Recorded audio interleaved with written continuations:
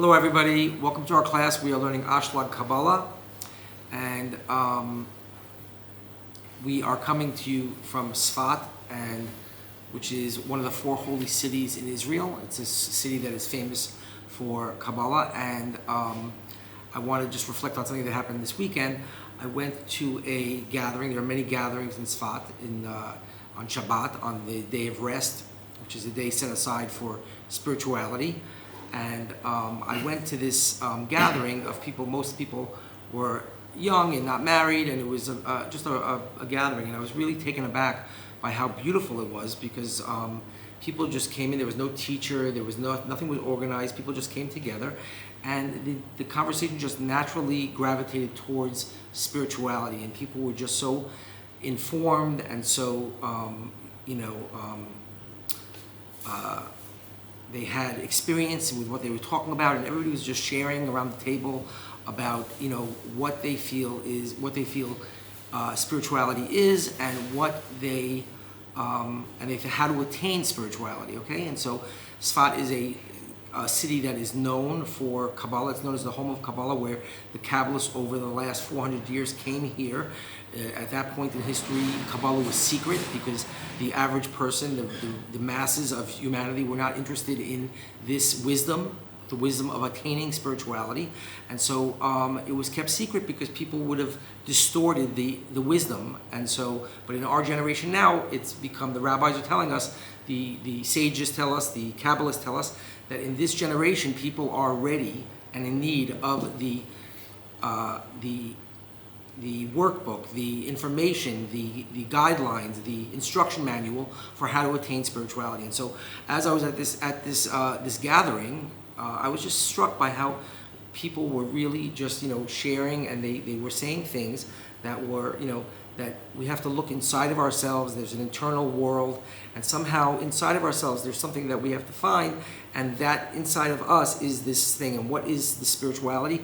It's love, it's unity, it's a connection to all of creation, right? These are people got this. And so I wanted to speak, but I didn't have an opportunity to speak at this gathering. And what I wanted to do is I wanted to speak about Ashlag Kabbalah, and to tell everybody and to share with everybody what the Rabbi Ashlag says about what spirituality is and how to attain it, which is exactly what Kabbalah is. Kabbalah is the instruction manual for attaining spirituality. And so here I'm going to read a passage, and we want to listen to the words of the great sage of the Bal Ha Sulam, Rabbi Yehuda Ashlag.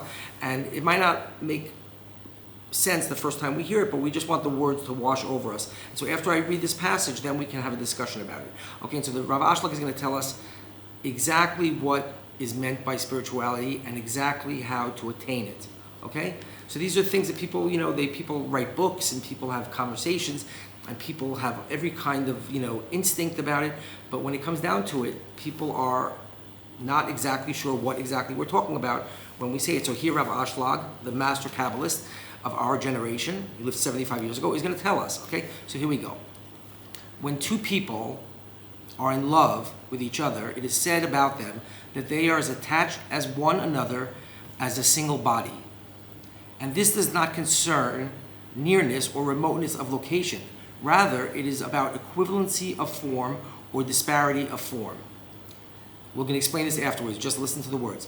This is so because when people love each other, it is because they are in equivalency of form between them, because one loves everything that the other friend loves and hates all that the other friend hates. They are attached to one another as love and love one another. However, if there is any disparity of form between them, and one loves something even though his friend hates that thing, they are hateful of each other and remote from one another to the extent of their disparity of form.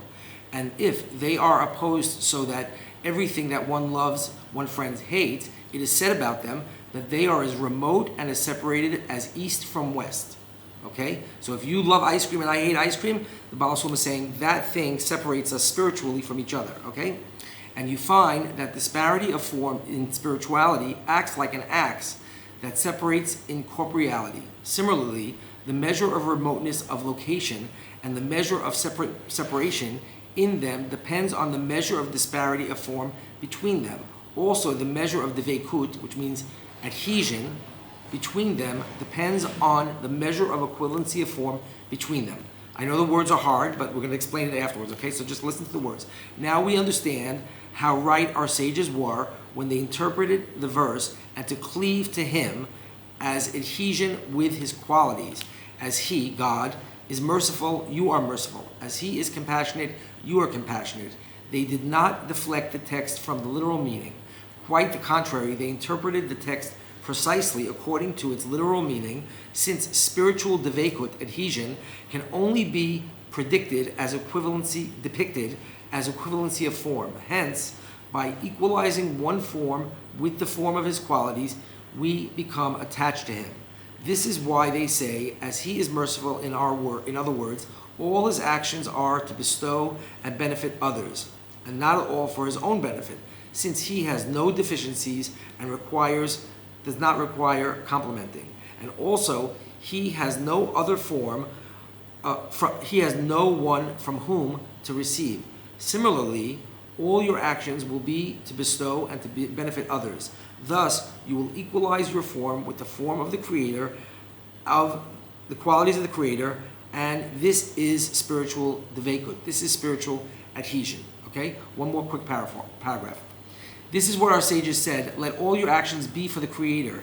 That is Divaykut, with the Creator. That is adhesion with the Creator. Do not do anything that does not promote this goal of Divaykut, of adhesion. This means that all your actions will be to bestow and to benefit your fellow person. At that time you will achieve equivalency of form with the Creator. As all his actions are to bestow and to benefit others, so all your actions will be to bestow and to benefit others. This is the complete adhesion, Divaykut. Okay? So what was said here? The Bal Ha Sulam is telling you the Torah is only for one thing. The Torah is for you to achieve equivalency of form with the Creator. What does that mean? That means that the reason why we don't feel love and unity and connection with other people, and the reason why we don't perceive God, the reason why God is hidden from us, is because we are different than God. Mm-hmm. That's the reason. God is a giver. God is everything, and has all the power and everything in existence, and he created everything. So the only thing that God wants to do is to give to others. He creates us and he gives to us. And we are created in the exact opposite aspect of God. We would like to take things. Okay? So we have a relationship. God gives and we receive. So the Bal Ha Sulam here is telling you that spirituality is only one thing. There's nothing else going on in Torah and Mitzvot, except for the fact that God created us opposite him. And by creating us opposite to him, we now feel separated from him. And now we don't feel him and we don't perceive him. And we have all of these issues, right? We have all these deficits. We have all these problems. And the Torah was given. The Torah is an instructional manual for us to change over our desire from wanting to receive to wanting to give. And so if you just think about any love relationship that you have, right? If you really, really love somebody, you like when they do things for you, but you also like doing things for them. And so if you think that what's missing from our relationships in the world, in life, in creation, and with the Creator of everything, is only one thing. It's that we feel good when we get stuff, and we don't feel good when we give stuff. We feel good when we give stuff to the very few people that we love in our lives, right? But there's a very tiny circle, right? Mm-hmm. It's just myself and my family and a few friends, right? And aside from that, everybody else. And even with my friends, like sometimes if they get stuff, I get jealous, right? So what the Bal Ha Sulam is telling us here is that people do a lot of things to achieve spirituality. People try to come into balance with nature. They try to meditate. They try to do good deeds. These are all things that potentially are okay. I mean, to do these things, to try, you have a desire that you want to become more spiritual. But here, the Bal Ha Sulam is telling you that it's precise and mechanical.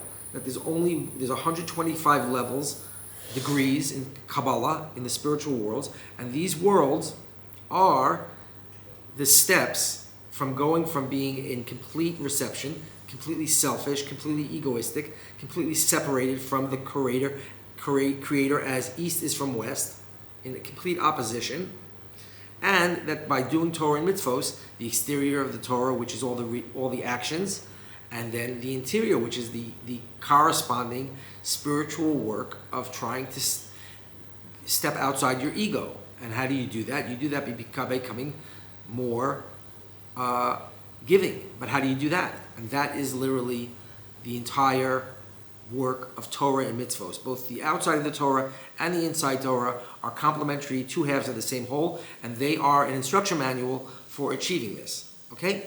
And so I just want to say, when he says equivalency of form, what he means is that you have the same desires. And so if I love comic books, I go to a place where people are reading and trading and talking about comic books, correct? Mm-hmm. So if I have a friend, and my most important thing in my life is comic books, then I make friends with people. Who do I like? I like somebody who also likes comic books, right? I admire that they know about comics. I like that they talk about comics. I like that they go to places where we can look at comics, right? That's what I do, right? So when the Bal Ha Sulam says equivalency of form, he means that my desires and your desires are the same. That makes us the same.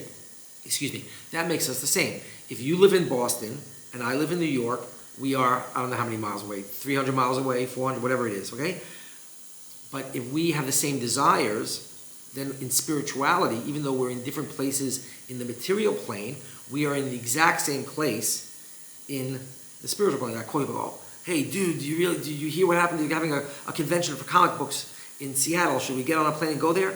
And we're both thinking, I was just thinking the same thing, right? So that spirituality is, you have the same. So the issue, and God created the world this way so that we have work to do and that we have free will, and that's also very much a conversation that we've had before and that we will have over and over again in Kabbalah, why God created it like that He's giving and we're receiving, right? He did it so that we can do the work and be partners in creation and not suffer from, it's called bread of shame in Kabbalah, where you get something for free. So by making us opposite Him, He gave us 6,000 years of development of consciousness for us to become better, and by earning what we do and by participating, we'll love it even more, right? So if somebody just gives you $1 million, it's not as enjoyable for you as if you made the $1 million. Mm-hmm. So God created the world and left some of the creation process open for us to do it out of love, because He wants us to do some of the work, right? And so we shouldn't be surprised that God created the world like this, where we have this similarity, where God is giving and we are receiving, right? Mm-hmm. So what today's lesson is about is that if we can be very, very precise, they use the word science in Kabbalah. When we talk about Kabbalah, we talk about this as a science, meaning that it's a methodology, meaning that there's instructions, meaning that this is very, very measurable, because there's 125 levels of consciousness that have been identified and named by the Kabbalists, the people who studied the interior of the Torah, right? They gave names, the Rav Shimon Bar Yochai 2,000 years ago, and the Ariya Kodesh 400 years ago, and the Hasidim, starting with the Baal Shem Tov, 200 years ago, and the Bal Ha Sulam 75 years ago, they all worked on organizing and writing down the names of these levels of spiritual levels, these levels where we exit Egypt, where we leave the ego, where we transcend the ego, and we move from having a desire to receive to a desire to give, right? And there's many ways to give. So if you buy me something, and I am eating, you bought me a cake for my birthday, and I'm eating the cake because I want you to be happy, I'm giving to you. It's a way of giving by receiving. So when you're in a relationship and you go out for sushi with this person that you want to get close to, you're both eating the sushi, and you're eating it for two reasons. One, because you like sushi, and the other one is because you want to get close to the other person. You want to make the other person happy. That's why you're sharing a meal. So this is all very, very intuitive. This all makes sense, that God gave us the opportunity to enjoy receiving naturally, and then feel ourselves, and then build on top of that our higher souls, they're called. There's 4 additional souls that we gain. These are levels of consciousness. There's 125 subcategories in these 4 levels, these 4 souls. And the lower soul, the soul that we have in this world that animates our world, is the animal soul, right? The Alter Rebbe calls it the animal soul. Mm-hmm. Means that is the egoistic soul. And we are trying to build on top of that, we're trying to build a desire for giving. And why are we doing that? Because we want to be in connection in positive connection, in love, because it feels good. It feels nice. If I like everybody here and I like to hang out with everybody here and I feel very connected to the space and I feel very connected to the birds and the trees and the water and I feel that this is all part of me and this is all wonderful and I want to be in a symbiotic relationship with everything around me, that's a beautiful thing. That's what we're all hoping for. You don't have to be religious to feel that you want everybody to be positively connected. You don't want anybody to hate you. You want to get along with everybody and you want to be in a system, in an environment, in a community, in a country, in a world where people are giving and taking in a balanced way and everybody's getting along, right? This is what everybody's looking for. And so that's why people are, are attracted to spirituality, because they have a sense that there's something, that the answers to these questions are inside of them. And the Torah is a methodology for achieving that goal, the goal of matching your desires to the desires of the Creator, and those desires are the desires of bestowal, of giving. Okay, makes sense, right? Yeah, absolutely. It's clear. Absolutely. What? Absolutely. You have anything to add? Anything to say? No. Okay. So what I was trying to say about this weekend, about how amazing everybody was at this gathering, and how impressed I was, is that that the Bal Ha Sulam has done the work of explaining what we're feeling inside of us and what the interior work is in a very methodical, clear way. It's not like, a lot of times you come to a place and people are singing and they're hugging and they're banging on drums, which is perfect. That's exactly what you want, is that people are practicing and enjoying each other and coming close and bonding with each other. That's exactly right. But here we have the instructions, that we shouldn't think that it's some kind of vague, cloudy kind of grab bag of different things. What's spirituality? Oh, it's love, and it's this, and it's that. Here he's telling you that no, it's one exact thing. And the entire Torah is set up to achieve that goal, which is not an easy goal to achieve. That's why we have, this book is very fat, right? That's why we have, the Torah and all of the books and 6,000 years of different writings. And now here we are in what was called the final generation, meaning that this is a generation that is finally has reached critical mass, where we are in a global environment, and we see very clearly that if we don't learn how to love each other, we're going to destroy ourselves, right? We're going to destroy each other. And so in this generation where everybody has, fancy everything, and everybody has, not everybody, but a lot of people have experienced this abundance of like food and money and wealth and even fame and knowledge and wisdom and all these, and excitement, right, and drama, and they've experienced all these things, and still happiness remains this very kind of like, impossible thing to achieve. And it's like if you try to pick up wet sand on the beach, it all goes through your fingers eventually, right? So you can't hold on to it. And so here, what we're learning here, and why people come from all over the world to Sfat. Sfat is a holy city, and people come here on, many people who are spiritual seekers. They come here they travel all over the world. They go to, other countries and other cities where they study other practices, and then they just end up here with their backpack on, and they say, I'm here to learn Kabbalah, and I want to understand what it is. So here we're just trying to demystify the process. It's not banging on a drum, and it's not rushing around all day trying to do every single religious practice in perfection. That's very important to do. If you're a Jewish Torah Jew, and you're trying to do Torah and Mitzvot, even if you're not Jewish and you're trying to do, trying to connect yourself to the Torah, the practices are very important. But what we're trying to say is that that's the exterior. That is like the scaffolding. That is like the if you're like an athlete, that is all of the work that you do. You organize your life around becoming this amazing athlete. But ultimately, there's an interior aspect. Like if you're an athlete, you have to motivate. You have to be motivated. You have to be in love with what you're doing. You have to want to achieve the goal, right? So that aspect is called the interior of the Torah, and it's referred to as either Kabbalah or Hasidut, and that's beyond the scope of the class to describe and to explain how those two names and those two practices, those two wisdoms are both some different in some ways and also complementary in many ways, and they go together. It's all one Torah, but we're not going to have, that's a separate, let's say, a class for a second semester class where we discuss the differences and similarities between Kabbalah and Hasidut. But here we're talking about Kabbalah. So if there's one takeaway from our class, is that the Bal Ha Sulam is telling us precisely what it is that stops us from perceiving God in this world, and why is it a question of whether or not God exists? Why are we in an existence, in a material plane of existence, where it is hard to ascertain that God exists? We don't feel God readily.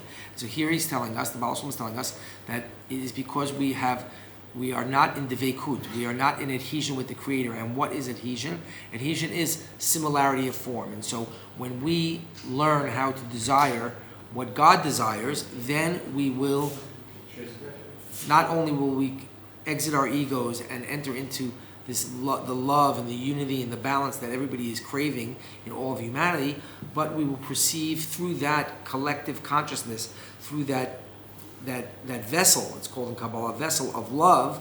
That is the very, very equipment that we need, so to speak, to feel God, to understand God, to communicate with God, and to have a relationship with God. And so the Bal Ha Sulam tells us, the entirety of Torah and Mitzvot is a instruction manual for achieving equivalency of form with the Creator. And equivalency of form is to have the same desires as God. God is thinking all the time, so to speak, I want to give to somebody else. And when we have that desire, that is when we will see, as we gain that desire, we will see that we have more and more and more perception of God in this world. Okay, thank you very much, everybody. See you next week. Bye.